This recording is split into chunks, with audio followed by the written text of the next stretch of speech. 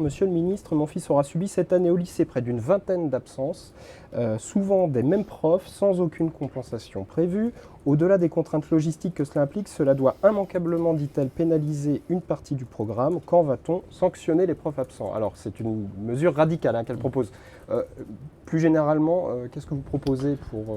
Alors, sincèrement, c'est pas normal d'avoir 20 fois une absence d'un professeur.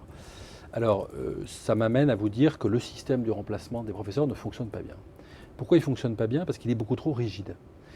Vous savez, nous avons un système de titulaires remplaçants, c'est-à-dire des enseignants qui sont titularisés, qui sont payés par l'Éducation nationale et qui sont chez eux, enfin qui sont disponibles en cas d'appel, de recours à un remplacement.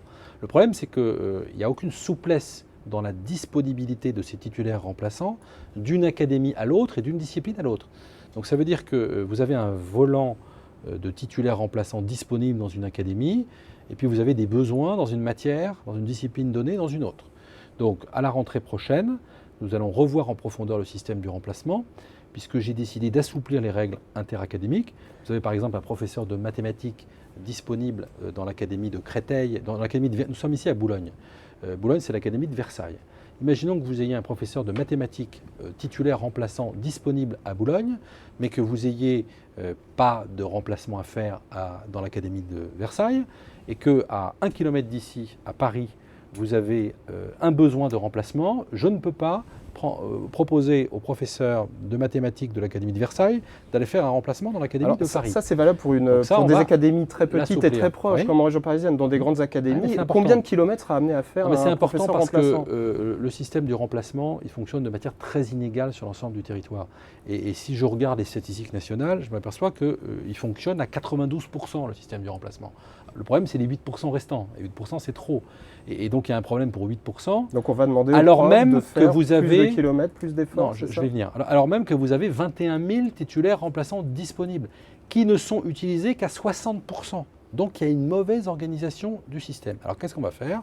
D'abord, on va assouplir le système tel que je viens de vous l'indiquer, entre les académies. Deuxièmement, nous allons mettre fin à une rigidité du système qui s'appelle le délai de carence. Aujourd'hui, quand il y a un prof absent dans un lycée, pendant 14 jours, l'établissement doit se débrouiller par lui-même. C'est seulement le 15e jour qu'il fait appel à l'académie pour le système de remplacement académique et autres. Dorénavant, à partir de la rentrée prochaine, dès le premier jour, il fera appel au service de l'académie. Et j'ai demandé au recteur de désigner un responsable du remplacement par académie.